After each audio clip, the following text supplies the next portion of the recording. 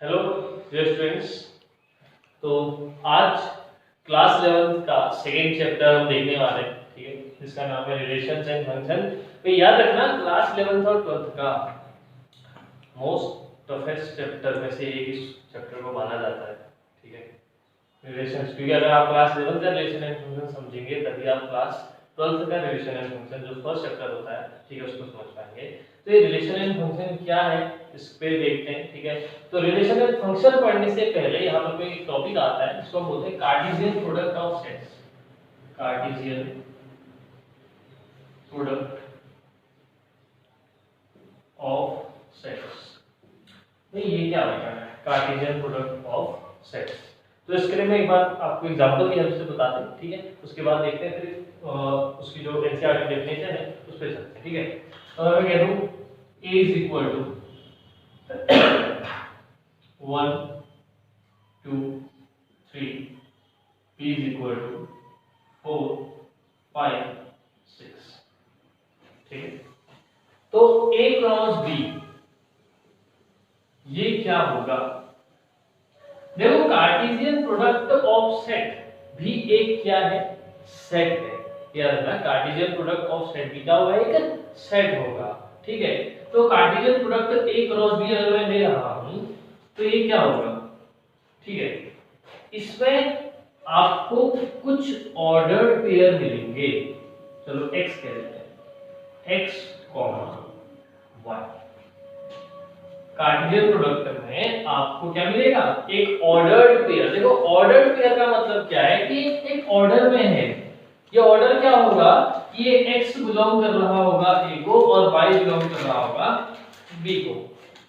बात समझना, आपको दो सेट का जब आप कार्टेशियन प्रोडक्ट निकालेंगे तो आपको क्या मिलेगा, एक ऑर्डर्ड पेयर मिलेगा। और वहां पर ऑर्डर्ड पेयर का मतलब क्या है कि वो एक ऑर्डर में है कि x a को डिनोट कर रहा है और y b को डिनोट कर रहा है। तो आगे कह सकता हूं मैं where x belongs to a, y belongs to। भाई एक तरह की हमने ये बताया कि एक स्टेटमेंट, हमने मैथमेटिकल स्टेटमेंट लिख लिया कि a क्रॉस b क्या होगा, एक सेट होगा जिसके अंदर ऑर्डर्ड पेयर्स होंगे। और ऑर्डर्ड पेयर्स कैसे होंगे कि x a को बिलोंग कर रहा होगा और y b को बिलोंग कर रहा होगा, ठीक है। अब आते हैं कि कैसे बनेगा, ठीक है। तो एक जैसे इस हेल्प से मैं आपको बता दूं कि 1 2 3 एरे डायग्राम आप इसको कह सकते हो 4 5 6, ठीक है। तो होगा क्या कार्टेशियन प्रोडक्ट, 1 4 1 5 1 6 2 4 2 5 2 6 3 4 3 5 एंड 3 6, ठीक है। ये हो जाएगा आपका क्या, इस a क्रॉस b का कार्टेशियन प्रोडक्ट। तो आप इसको कैसे लिखेंगे, 1 4 1 5 1 6 then 2 4 2 5 2 6 3 4 3 5 3 6, ठीक है। सिंपल सा है। ये देखो कार्टेशियन प्रोडक्ट मतलब दो सेट का प्रोडक्ट ले रहे हैं जिसमें कुछ नहीं करना है, ऑर्डर्ड पेयर है। हर बार हमेशा जब भी आप दो सेट का प्रोडक्ट लेंगे तो आपको क्या मिलेगा, ऑर्डर्ड पेयर मिलेगा, ठीक है। और ऑर्डर्ड पेयर कैसे कि पहला एलिमेंट पहले सेट को बिलोंग कर रहा होगा, दूसरा एलिमेंट दूसरे सेट को बिलोंग कर रहा होगा। आप देख सकते हैं हर ऑर्डर्ड पेयर में जो पहला सेट है वो जो पहला एलिमेंट है वो किसको बिलोंग कर रहा है, पहले सेट को। और हर ऑर्डर्ड पेयर में जो दूसरा एलिमेंट है वो किसको बिलोंग कर रहा है, दूसरे सेट को, ठीक है। इस बात को समझना भी कोशिश करना समझने की, देयर इज नथिंग कि सिर्फ ऑर्डर्ड पेयर है, पहला एलिमेंट पहले सेट को बिलोंग कर रहा है, दूसरा एलिमेंट दूसरे सेट को बिलोंग कर रहा है, ठीक है। तो ये हो गया आपका क्या, कार्टेशियन प्रोडक्ट ऑफ सेट्स, ठीक है। यहां पे कोई दिक्कत नहीं होनी चाहिए, सिंपल है। जैसे हम आपका 2D प्लेन में डिनोट करते थे x y होता था, ठीक है, ये आपका, ठीक है, x को डिनोट करता था, x एक्सिस को, और ये y एक्सिस को डिनोट करता था, कुछ वैसा ही, लेकिन बस इसको हम 2D प्लेन में डिनोट करते थे, ठीक है, तो वो अलग चीज है। यहाँ पर वो है कुछ वैसा ही, ठीक है, आप इसको समझने के लिए मैं इसका हेल्प यहाँ पर ले रहा हूँ। आप इसको, ये है कार्टेशियन प्रोडक्ट, तो इसमें जो पहला एलिमेंट होगा ऑर्डर्ड पेयर का वो पहले सेट को बिलोंग करेगा, और जो दूसरा एलिमेंट होगा ऑर्डर्ड पेयर का वो दूसरे सेट को बिलोंग करेगा। और एक बात और कि इस कार्टेशियन प्रोडक्ट ऑफ सेट्स में याद रखना, दो सेट का कार्टेशियन प्रोडक्ट ले रहा हूं तो जो बन रहा है वो भी क्या है, एक सेट है, और यहां पर कोई ऑर्डर्ड पेयर एक एलिमेंट की तरह बिहेव करेगा, ठीक है, बात समझना। यहाँ पर कोई ये जो ऑर्डर पेयर है एक एलिमेंट की तरह बिहेव कर रहा है, क्योंकि हमने इसको बाहर से क्या कर रखा है, ब्रेसेस में लिखा है, कर्ली ब्रैकेट लगा रखा है, तो अंदर ये पूरा एक क्या है, एलिमेंट है, ठीक है। Order pair will behave like a element here, कहां पर, कार्टेशियन प्रोडक्ट ऑफ सेट्स में, ठीक है। अब एक बार एनसीईआरटी की डेफिनेशन पे आते हैं, ठीक है, तो डेफिनेशन देखते हैं एक बार, एनसीईआरटी की डेफिनेशन इसको क्या कहती है।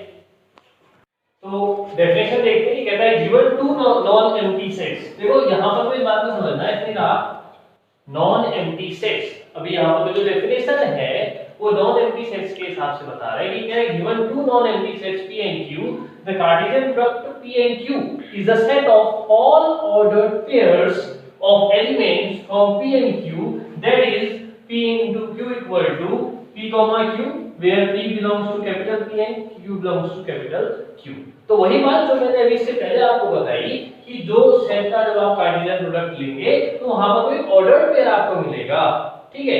ऑर्डर्ड पेयर में क्या होगा, पहला एलिमेंट पहले सेट को और दूसरा एलिमेंट दूसरे सेट को बिलोंग कर रहा होगा, ठीक है। ये कैसे भी बन सकता है भाई, यहाँ पर को आप P इक्वल टू कुछ भी ले लें, ठीक है, जैसे मैं अगर नाम ले लूं कोई, ठीक है, और दूसरे में रोल नंबर्स ले लूं, ठीक है, तो यहाँ पर कोई पॉसिबिलिटी है कि हम जो ऑर्डर पेयर बनाएंगे भी पहले नाम का रोल नंबर ये, दूसरे उसी नाम का रोल नंबर ये, कुछ इस तरह से, ठीक है, तो वो सिर्फ क्या है, एक तरह का प्रोडक्ट है, ठीक है।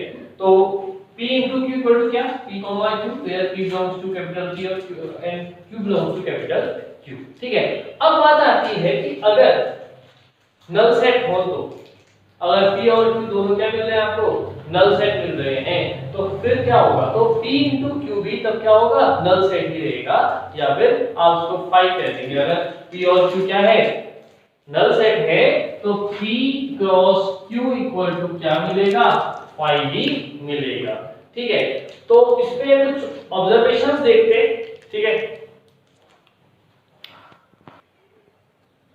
तो ए क्रॉस भी हमने देखा, ठीक है, कार्टेशियन प्रोडक्ट की हम बात करने का ही नॉन एम्प्टी सेट्स देखे, ठीक है, हमने कहा अगर ए या बी दोनों में से एक, अगर दोनों या फिर अगर एक क्या हो जाए, एम्प्टी सेट हो या फिर वॉइड सेट हो, तो ए क्रॉस बी भी क्या होगा, एम्प्टी सेट होगा। ए और बी दोनों में से एक क्या हो जाना चाहिए, एम्प्टी सेट होना चाहिए, तो ए क्रॉस बी में हमेशा क्या देगा, एम्प्टी सेट ही देगा। आप देखते हैं और कुछ ऑब्जर्वेशन है, ये कहता है two order pairs are equal if and only if the corresponding first elements are equal to the second elements are also equal. इस बात का मतलब क्या है, ये कहता है कि दो ऑर्डर पेयर तभी इक्वल होंगे जब उसके फर्स्ट एलिमेंट दूसरे ऑर्डर पेयर के फर्स्ट एलिमेंट के इक्वल और सेकंड एलिमेंट सेकंड दूसरे ऑर्डर पेयर के सेकंड एलिमेंट के इक्वल हो। मतलब क्या कि अगर मैं कह दूं x, y is equal to है 2, 3, मैंने कहा कि ये बात इक्वल है, ऑर्डर पेयर इक्वल है, तो आप कहोगे भाई ऐसा तो तभी हो सकता है जब x 2 के इक्वल हो और y 3 के इक्वल हो, तो आप कह दोगे x इक्वल टू 2